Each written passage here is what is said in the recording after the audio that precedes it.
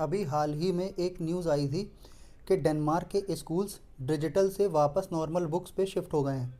तो आइए इसको एक छोटी सी स्टडी से समझते हैं। डेनमार्क में शिक्षा की डिजिटल क्रांति की शुरुआत हुई थी लगभग 2011 में। सरकार ने डिजिटल बाय डिफ़ॉल्ट की नीति अपनाई और बड़े स्तर पर निवेश करके स्कूलों को हाइपर डिजिटल बना दिया। डेनमार्क के कई स्कूल लगभग पूरी तरह से डिजिटल हो गए थे। कई स्कूल्स में तो पारंपरिक ब्लैक बोर्ड और कागजी किताबों को पूरी तरह से हटा दिया गया था। छात्र सिर्फ लैपटॉप, टैबलेट और क्लाउड बेस्ड स्टडी मटेरियल से ही पढ़ते थे। वहाँ पे लगभग 90% स्कूल में हर काम के लिए डिजिटल टूल्स और यूनी लॉगिन सिस्टम यूज़ होता था। साल 2017 तक स्थिति ऐसी थी जिसे हम पीक डिजिटल एरा भी कह सकते हैं। क्लासरूम में पारंपरिक पढ़ाई बिल्कुल बंद हो चुकी थी।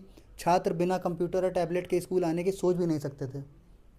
फिर आया साल 2023-24 का सेशन, जिसमें एक सर्वे डेटा सामने आया कि लगातार स्क्रीन्स देखने से बच्चों की एकाग्रता खत्म हो रही है और उनका मानसिक स्वास्थ्य बिगड़ रहा है।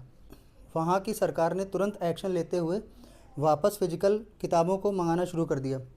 अभी साल 2026 में एक सख्त कानून आया है कि स्कूलों को पूरी तरह से मोबाइल और पर्सनल गैजेट से मुक्त कर दिया जाए।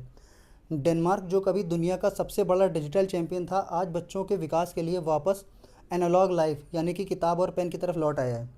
इसको हमें एक प्रयोग की तरह लेना चाहिए और अपने स्कूलों को पूरी तरह डिजिटल होने से बचाना चाहिए।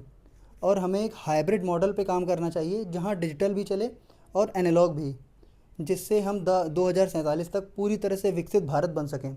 अगर आपको जानकारी अच्छी लगी हो तो और लोगों के साथ शेयर करें और अपने सुझाव भी साझा करें। नमस्कार।